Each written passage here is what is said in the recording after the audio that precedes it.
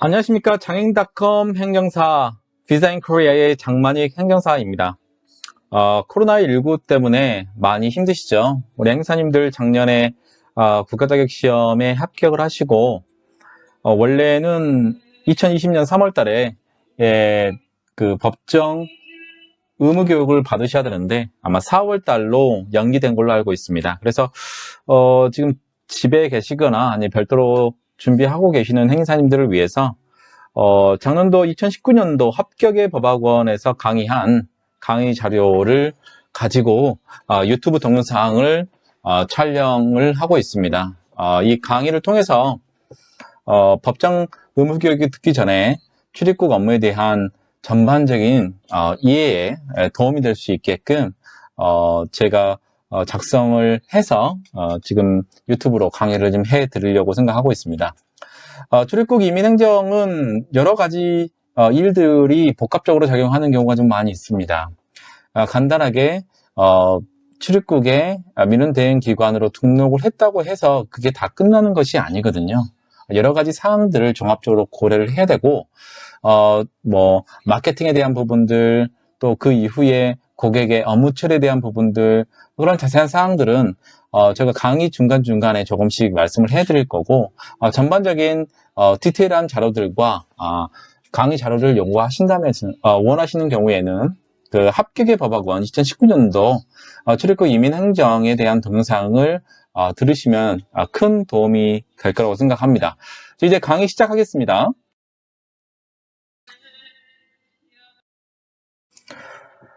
일반적으로 출입국에 대한 업무를 하기 전에 큰 시각으로 어떻게 출입국에 대한 업무가 진행되는지 살펴볼 필요가 있습니다. 특히 어떻게 업무 신고 필을 관할 구청에 하는지, 그리고 사업자 등록, 그다음에 출입국 관리 사무소, 지금은 출입국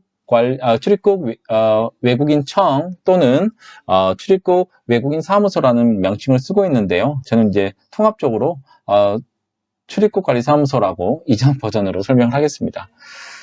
그래서 이제 그 출입국 관리 사무소에 이제 민원대행기관으로 등록하신 다음에 이제 본격적으로 업무를 시작하실 수 있으시는데, 이제 그 시작하기 전에 고려해야 될 사항들, 그리고 그 법정 의무교육을 다 끝났다고 하더라도 바로 시작하는 업무를 시작할 수 있는 것은 아니라는 점 좀 이해를 하시고 들어갔으면 좋겠습니다.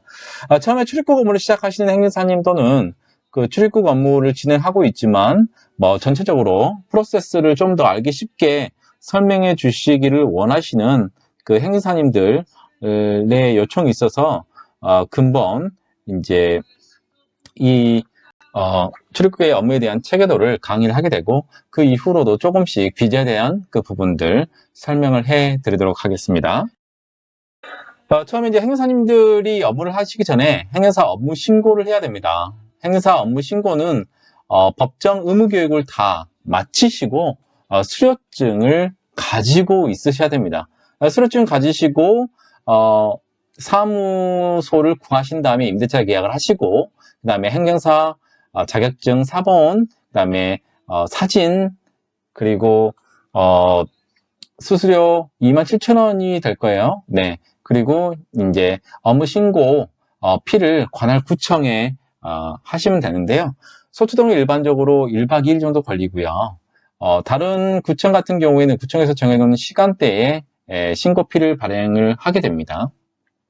최장 15일 내에 발행하게 되어 있고요. 업무 신고 피를 하게 되면 그 다음에 사업자 등록 신청을 하게 됩니다. 사업자는 경우에 따라서 다르겠지만 저는 이제 세무사를 통해서 업무를 진행하고 있기 때문에 대부분 업무 신고 피를 하고 난 다음 그 다음 날 정도 발행이 되더라고요. 사업자 등록증이 발행이 되면 이제 민원대행기관을 이제 신고를 하게 되는데, 행정사 업무 신고 필되면 행정사업은 할 수 있습니다. 다만 그 법무부 민원대행기관으로 등록이 돼야 폐용증이 발급이 되고, 폐용증이 발급이 돼야 민원대행을 할 수 있다는 점 유념하시기 바랍니다. 민원대행기관 등록을 하는 경우에는 하이코리아 웹페이지에 보시면 그 민원대행기관 등록을 하는 기본적인 서류라든가 각서라든가 그 부분이 나와 있거든요. 그 부분들 출력하셔서 작성을 하시고 난 다음에 제출을 하시면 되고요. 채용증이 발행이 되시게 되고 난 다음에 3개월이 지나시게 되면 인터넷 전자민원도 가능합니다. 요즘에 코로나19 때문에 4월 30일 이전에 비자를 가지고 계신 분들은, 비자가 끝나시는 분들은 4월 30일까지 일괄적으로 연장을 지금 되어 있는 상태고, 현재 단기 체류 비자로 들어와 있는 상황인데 지금 많은 국가에서 입국을 금지를 하고 있는 상황이기 때문에 항공편을 구할 수 없는 경우가 있어요. 그 경우에는 이제 외국인과 더불어서 연장을 C3 비자도 연장이 최대한 지금 현 사태가 끝나서 그 항공편이 마련되는 데까지 한 달 단위로 연장이 가능합니다. 그리고 이제 그 이외의 자료들은 이제 1345나 하이코리아 웹페이지를 통해서 이제 확인하시면 되고요. 이게 이제 행사의 업무 신고, 그리고 나서 민원 대행 기간 등록에 관한 절차를 간단하게 설명을 드렸고요. 이 이제 본격적으로 출입국 이민 행정 업무를 볼 수 있습니다.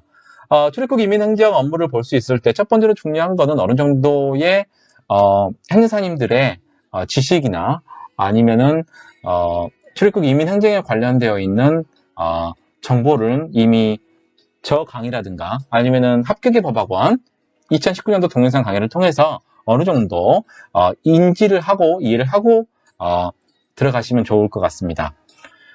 우선 중요한 거는 그 행사님들 중에서는 간혹 내가 행정사 자격을 가지고 출입국 업무를 진행을 했기 때문에 외국인들이 찾아올 것이다, 아니면 국내 업체에서 찾아올 것이다 라고 생각하지만 그게 쉽지가 않습니다.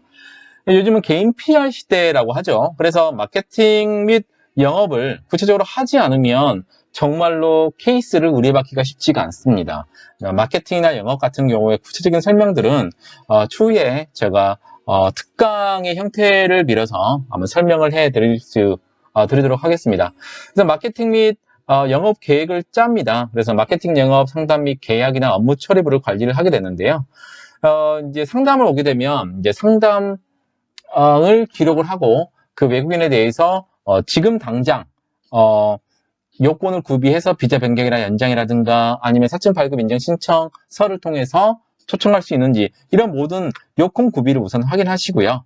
그 다음에 이제 시간을 계산을 해야 됩니다. 실제로 오늘 3월 달에 3월 8일에 의뢰인이 문의가 와서 뭔가를 진행하시게 되면 계약서도 작성을 해야 되죠. 그리고 기본 요건도 확인을 해야 되죠.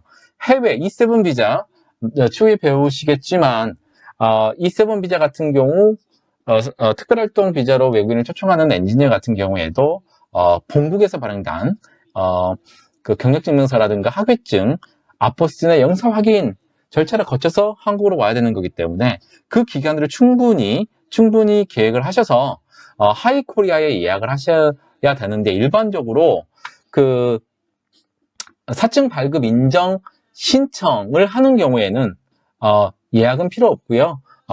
관할 출입국에 가시면 사증관은 별도로 있습니다. 그래서 예약은 할 필요가 없지만 국내에서 비자를 변경해야 되는 경우에는 반드시 하이코리아 웹페이지를 통해서 방문 예약을 하셔야 됩니다.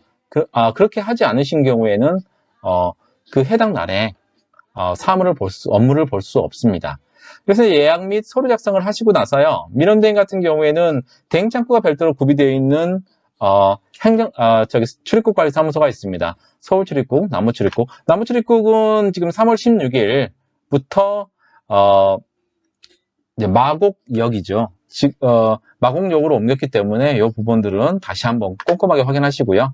종로, 수원에는 대행 위임장과 대행 대장 두 부를 준비하시고 나머지 서류를 구비하셔서 신청하시게 됩니다. 민원 대행을 이제 민원 창구를 통해서 진행하시는 경우에는 일반적으로 진행하고 있는 그 의뢰인과 같이 행사와 같이 비자 변경이나 연장하러 가는 그 시간보다 일주일에서 2주 정도 늦습니다. 민원 대행은. 하지만 장점은 예약이 이미 다 차 있어서 해당 출입국관리사무소를 방문할 수 없는 외국인의 경우에는 민원 대행 창구를 이용해서 저희가 접수를 할 수 있기 때문에 그런 장점들은 있습니다. 전자민원 대행 같은 경우에는 뭐 H2 연장이라든가 일반적인 부분, 많은 부분은 아닙니다. 예, E7 비자나 E1부터 E7은 당연히 예, 민원 대행을 또는 외국인하고 같이 방문해서 해야 되는 거고요. 일부 전자민행 대행에 대한 그 목록이 나와 있습니다. 이 부분들은 하이코리아에서 확인이 가능합니다. 신청서 작성과 외국인 등록 절차. 이 부분들을 보시면은 이제 행정사로서 준비해야 되는 기본 업무 등록 필 하시고 사업자 등록증 만드시고 관할 출입국 외국인청 출입관리사무소에서 민원대행 기관을 등록한 다음에 의뢰인께서 연락 오시게 하기 위해서 마케팅과 홍보를 통해서 외국인과 상담을 하시고 그 이후에 절차들에 대한 부분들을 제가 일목요연하게 설명을 해 드릴 예정입니다. 사증 발급 인정 신청서는 E7 비자, 특정활동 비자를 예를 들면 해외에 있는 외국인을 국내에 있는 회사에서 초청을 해서 이미 비자 심사를 다 완료하기 위해서 사증 발급 인정 신청서를 국내 출입국관리사무소 사증과에 제출하게 됩니다. 다만 한국에 있는 외국인이 E7 비자로 변경하고 싶다. D2 비자를 가지고 있는 유학생이 졸업을 하고 국내에서 회사를 구해서 E7 특정활동 비자로 변경하는 경우에는 사증 발급 인정 신청서를 사용하지 않고요. 그냥 통합 신청서를 작성을 해서 구비서를 준비해서 뭐 변경이라든가 연장이라든가 진행하시면 되겠습니다.